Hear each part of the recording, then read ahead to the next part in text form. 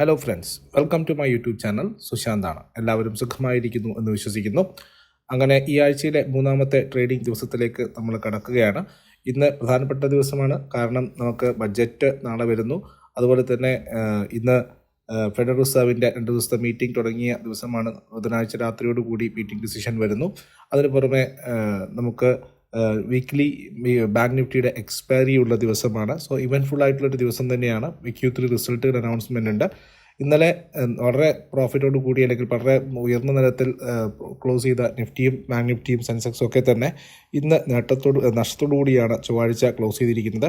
പ്രധാനമായിട്ടും profit booking ആണ് നടന്നിരിക്കുന്നതെന്നാണ് മനസ്സിലാക്കാൻ സാധിക്കുന്നത്. കാരണം ബഡ്ജറ്റിനോട് മുന്നോട്ടുള്ള ദിവസങ്ങളിൽ ട്രേഡേഴ്സ് പൊസിഷൻ ലൈറ്റ് ചെയ്തു എന്ന് വേണം കരുതാൻ. FIIസിൻ്റെ ഭാഗത്തു നിന്നും ചെറിയ രീതിയിലുള്ള സെല്ലിംഗ് വന്നിട്ടുണ്ട്. 1970 കോടി രൂപയുടെ സെല്ലിംഗ് ആണ് വന്നത്. ഇന്നലെ ഫസ്റ്റ് ദിവസം, അതായത് ഫെബ്രുവരി മാസത്തെ ആദ്യത്തെ സീരീസിലെ ആദ്യത്തെ ട്രേഡിംഗ് ദിവസം തന്നെ ഫ്യൂച്ചേഴ്സിൽ നല്ല രീതിയിൽ ബൈയിങ് FIIസിൻ്റെ ഭാഗത്തു നിന്നുണ്ടായിരുന്നു.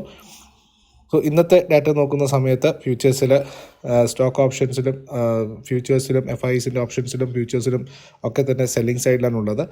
FIIസിൻ്റെ ഇൻഡെക്സ് ഫ്യൂച്ചേഴ്സിൽ മാത്രമാണ് 228 കോടി രൂപയുടെ അവിടെയും സെല്ലിംഗ് ആണ് വന്നിരിക്കുന്നത്. ക്യാഷ് മാർക്കറ്റിൽ 1970 കോടി രൂപയുടെ സെല്ലിങ്ങും FIIs നടത്തിയിരിക്കുന്നു. സോ ഓൾ ടുഗെദർ ഒരു സെല്ലിംഗ് FIIസിൻ്റെ ഭാഗത്ത് വന്നിരിക്കുന്നു എന്നും കരുതാൻ. ഡൊമസ്റ്റിക് ഇൻവെസ്റ്റേഴ്സ് 1002 കോടി രൂപയുടെ ബൈങ് ആണ് ഇന്ത്യൻ മാർക്കറ്റിൽ നടത്തിയത്. അപ്പോൾ ഗ്ലോബൽ മാർക്കറ്റ് പോസിറ്റീവ് ആയിരുന്നു. ഇപ്പോൾ അമേരിക്കൻ മാർക്കറ്റുകൾ അവസാനിപ്പിച്ചിരിക്കുന്നത് ചെറിയ നേരിയ നഷ്ടത്തോടു കൂടിയാണ്. അതേസമയം 10 വർഷത്തെ ബോണ്ട് ഈൽഡ് 4% അല്ലെങ്കിൽ 4.30% കുറഞ്ഞു വന്നിരിക്കുന്നു. ഗോൾഡിൽ ചെറിയ നേരിയ വർധനവ് കാണിക്കുന്നു. മൈക്രോസോഫ്റ്റിൻ്റെ പ്രവർത്തന ഫലത്തിൽ വളരെ വർഷങ്ങൾക്ക് ശേഷം വളരെ നല്ലൊരു ക്വാർട്ടർ റിസൾട്ട് പ്രഖ്യാപിച്ചതായിട്ട് കാണുന്നു. എനിവേ US മാർക്കറ്റ് കുറച്ചും കോഷ്യസ് ആണ്. കാരണം ഫെഡറൽ റിസർവിൻ്റെ ഭാഗത്ത് വരുന്ന കമൻട്രികളും അതുപോലെ തന്നെ അവരുടെ ഇൻഫ്ലേഷൻ നേരിട്ടുള്ള പുതിയ കമൻട്രികളും മാർക്കറ്റ് ഉറ്റുനോക്കുന്ന കാര്യം തന്നെയാണ്. ഇന്ത്യൻ മാർക്കറ്റിനെ സംബന്ധിച്ചിട്ട് ഇന്നത്തെ ക്ലോസിംഗ് നൽകുന്നത് കുറച്ചുകൂടി ബെറ്റർ ആയിട്ടുള്ള പൊസിഷൻ തന്നെയാണ്. പക്ഷേ വോളറ്റൈലായിരുന്നു. ഇന്ന് പ്രോഫിറ്റ് ബുക്കിംഗ് ഉണ്ടായി. അപ്പോൾ അടുത്ത ഇന്ത്യൻ മാർക്കറ്റിനെ സംബന്ധിച്ചിട്ടുള്ള ഒരു പ്രധാനപ്പെട്ട സപ്പോർട്ട് എന്ന് പറയുന്നത് 21,350 to 21,400 തന്നെയാണ്. So 21,350 to 21,400 will be acting as a support for Nifty. അതുപോലെ തന്നെ അപ്പർ സൈഡിൽ നോക്കുകയാണെങ്കിൽ 700 to 750 പറയാം. 21,700 and 21,750 ഈ ഒരു 50 ബേസിസ് പോയിന്റ് റേഞ്ചിലായിരിക്കും നിഫ്റ്റിയുടെ ടാർഗറ്റ് എന്നാണ് മനസ്സിലാക്കാൻ സാധിക്കുന്നത്. സോ 21,350 ലോവർ സൈഡിലും 21,750 അപ്പർ സൈഡിലുമുള്ള ഒരു ട്രജക്ടറിയാണ് നിഫ്റ്റിക്കുള്ളത്. ഇതിന് മുകളിലേക്കോ അല്ലെങ്കിൽ 21,350 താഴെയുള്ള ഒരു ക്ലോസിംഗ് മാത്രമാണ് നിഫ്റ്റിയിൽ ചെറിയ രീതിയിലുള്ള വോളറ്റിലിറ്റിക്ക് കാരണം. ബഡ്ജറ്റ് ഉള്ളതുകൊണ്ട് തന്നെ ബഡ്ജറ്റ് ഒരു ദിവസത്തെ ഡിഫറൻസ് മാത്രമേ ഉള്ളൂ. അത് നമുക്ക് വീക്കിലി എക്സ്പയറി വരുന്നുണ്ട്. നാളെ, അതായത് ഇന്നത്തെ ട്രേഡിംഗ് ദിവസം നിഫ്റ്റിയുടെ ബാങ്ക് നിഫ്റ്റിയുടെ വീക്കിലി എക്സ്പയറിയാണ്. അതുകൊണ്ട് തന്നെ വോളറ്റിലിറ്റിക്കുള്ള സാധ്യതകൾ വളരെ കൂടുതലാണ്. ഇനി റിസൾട്ടുകളെ സംബന്ധിച്ചിട്ട് ഇന്ത്യൻ മാർക്കറ്റ് നിയന്ത്രിക്കാൻ പോകുന്നത് റിസൾട്ടുകൾ തന്നെയാണ്. ഏകദേശം 100 കമ്പനികളാണ് ഇന്ന് മാർക്കറ്റിൽ റിസൾട്ടുമായിട്ട് വരുന്നത്. 100 കമ്പനികളിൽ ലാർജ് ക്യാപ് കമ്പനികളായിട്ടുള്ള ഡാബർ ഇന്ത്യ ഉണ്ട്, FMCGയിൽ നിന്നും മാക്സ് ഹെൽത്ത് കെയർ, അതുപോലെ തന്നെ bank of Baroda, Suzlon, Sun Pharma, Shree cement, Ambuja cement, Godrej consumer, Procter and Gamble, Kalyan jewellers, Maruti Suzuki, Punjab Sind bank, Mankind Pharma, Adani Wilmar, Jindal steel, GMR airport infra, Jubilant food, IRB infra, Dixon, ഇത്രയും കമ്പനികളാണ് large ക്യാപ്പിൽ നിന്നും റിസൾട്ടുമായിട്ട് വരുന്നത്. അതുപോലെ തന്നെ മിഡ് ക്യാപ്പ് കമ്പനികളായിട്ടുള്ള GE ship, Ajanta pharma, IDFC, Motherson Sumi wiring, data patterns, Carborundum Universal, Relaxo food, PVR, Welspun India, Poly Medicure, Kajaria ceramics, West Life developers, DCM Shriram, Swan energy, Jyothy labs, Amara Raja batteries, ഇത്രയും കമ്പനികളാണ് മിഡ് ക്യാപ്പിൽ നിന്ന് വരുന്നത്. സ്മോൾ ക്യാപ്പ് കൂടി ഞാൻ പറയാം. അതിൽ Balaji Amine വരുന്നുണ്ട്, Morepen labs, green panel industries, Lux industries, Udaipur cement, Nilkamal, Thomas Cook, NIIT learning system, auto axles, ആക്രസിൽ, PTF financial services, Heidelberg cement, DB realty, ഇത്രയും കമ്പനികളാണ് സ്മോൾ ക്യാപ്പിൽ നിന്ന് വരുന്നത്. സോ എനിവേ ഒരു 100ഓളം കമ്പനികൾ റിസൾട്ടുമായിട്ട് വരിക എന്ന് പറയുമ്പോൾ സ്റ്റോക്ക് സ്പെസിഫിക് ആയിട്ടുള്ള ആക്ഷൻസ് നമ്മൾ എക്സ്പെക്ട് ചെയ്യണം. സോ അതും വളരെ പ്രധാനപ്പെട്ട കാര്യമാണ്. ഇന്നലെ വന്നിരിക്കുന്ന കുറച്ച് റിസൾട്ടുകൾ നോക്കാം. അതിലാദ്യം സ്ട്രോങ് ഓർഡർ ബുക്കുമായിട്ട് LNTയുടെ റിസൾട്ട് തന്നെയാണ്. LNTയുടെ പ്രോഫിറ്റിൽ 15% വർധനവാണ് ഉണ്ടായിരിക്കുന്നത്. പക്ഷേ ഇബിറ്റ മാർജിൻ നോക്കിക്കഴിഞ്ഞാൽ 10.9 നിന്നും കുറഞ്ഞ് 10.4% ഇബിറ്റ മാർജിൻ കുറഞ്ഞിട്ടുണ്ട്. അതുപോലെ തന്നെ നെറ്റ് പ്രോഫിറ്റ് മാർജിൻ നോക്കിയാലും 5.5% നിന്നും 5.3% കുറഞ്ഞതായിട്ടാണ് കാണുന്നത്. പക്ഷേ റവന്യൂ, അതായത് സെയിൽസ് നോക്കിക്കഴിഞ്ഞാൽ 18.8% വർധനവും ഇബിറ്റയിൽ 13.5% വർധനവുണ്ട്. പക്ഷേ മാർജിനാണ് കുറഞ്ഞിരിക്കുന്നത്. അതുപോലെ തന്നെ ഒക്ടോബർ, നവംബർ, ഡിസംബർ ഈ പറയുന്ന 3 മാസങ്ങളിലായിട്ട് കമ്പനി നേടിയിരിക്കുന്ന ഓർഡറുകൾ ഏകദേശം 75,990 കോടി രൂപയുടേതാണ്. ഇത് കഴിഞ്ഞ വർഷവുമായിട്ട് കമ്പയർ ചെയ്യുന്ന സമയത്ത് 25% വർധനവാണ് ഇയർ ഓൺ ഇയറിൽ കാണിച്ചിരിക്കുന്നത്. ഓർഡർ ബുക്ക് വളരെ സ്ട്രോങ് ആണ് കമ്പനിയെ സംബന്ധിച്ചിട്ട്. നേരെ മറിച്ച് ഇബിറ്റ മാർജിനും നെറ്റ് പ്രോഫിറ്റ് മാർജിനും നേരിയ രീതിയിലുള്ള ഇടിവുകളുണ്ട്. സെയിൽസും അതുപോലെ തന്നെ ഇബിറ്റ നെറ്റ് പ്രോഫിറ്റിലും നേരിയ വർധനവാണ്. 15% വർധനവാണ് ഇയർ ഓൺ ഇയറിൽ നെറ്റ് പ്രോഫിറ്റിൽ കാണിച്ചിരിക്കുന്നത്. സോ എനിവേ, അതുപോലെ തന്നെ മറ്റൊരു സ്റ്റെല്ലിംഗ് റിസൾട്ട് വന്നിരിക്കുന്നത് കൊച്ചിൻ ഷിപ്പ്യാർഡിൻ്റെ ഭാഗത്താണ്. വളരെ സ്ട്രോങ് ആയിട്ടുള്ള റിസൾട്ടാണ് കൊച്ചിൻ ഷിപ്പ്യാർഡ് വന്നിരിക്കുന്നത് അദാനി ടോട്ടലിൻ്റെയാണ്. അദാനി ടോട്ടലിൻ്റെ പ്രോഫിറ്റിൽ ഏകദേശം 17% വർധനവാണ് കാണിച്ചിരുന്നത്. ഇബിറ്റയിൽ 25.3%, റവന്യൂവിൽ 4.9% വർധനവ് കാണിക്കുന്നു.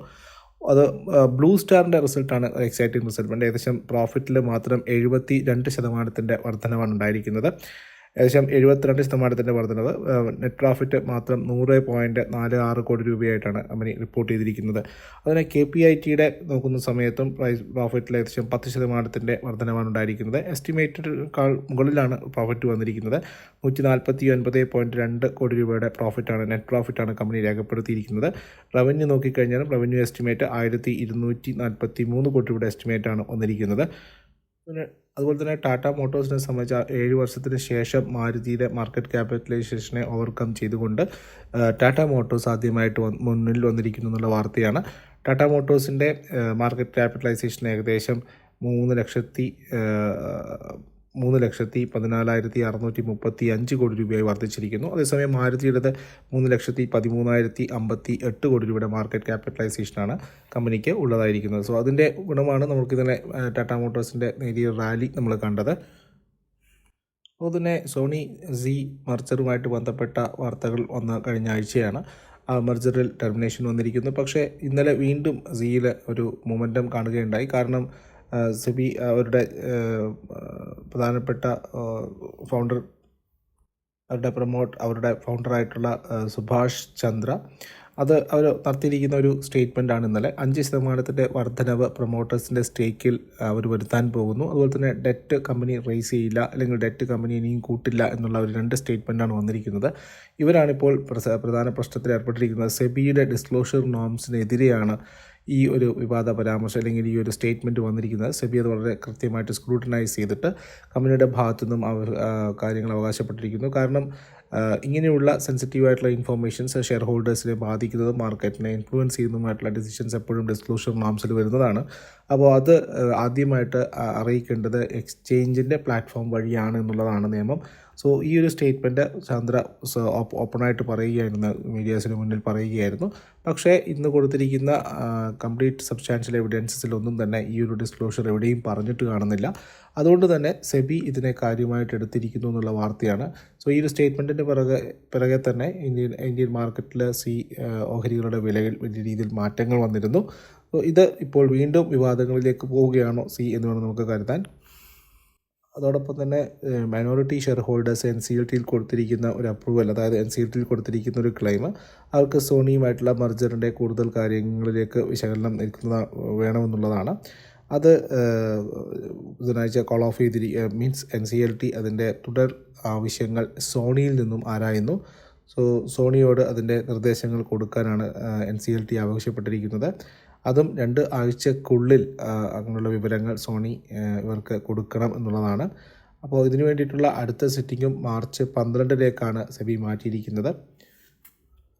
അതുപോലെ തന്നെ മറ്റൊരു പ്രധാനപ്പെട്ട വാർത്ത, ഇൻ്റർനാഷണൽ മോണിറ്ററി ഫണ്ട് IMF ഇന്ത്യയുടെ growth forecast, GDP growth forecast കൂട്ടിയിരിക്കുന്നു എന്നുള്ളതാണ്. 6.5% ആയിട്ടാണ് ഉയർത്തിയിരിക്കുന്നത്. മറ്റ് പ്രധാനപ്പെട്ട വാർത്ത ഫെർട്ടിലൈസർ സെക്ടറിൽ നിന്നുമാണ്. ഇമ്പോർട്ട് ചെയ്യുന്ന ഫെർട്ടിലൈസേഴ്സിൻ്റെ പ്രൈസുകളിൽ വലിയ രീതിയിൽ മാറ്റങ്ങൾ വന്നിരിക്കുന്നു. കാരണം പ്രധാനമായിട്ടും യമൻ ഇഷ്യൂ ഉള്ളത് കാരണം ഫ്രൈറ്റ് ചാർജസിൽ വലിയ രീതിയിലുള്ള മാറ്റമാണ് വന്നുകൊണ്ടിരിക്കുന്നത്.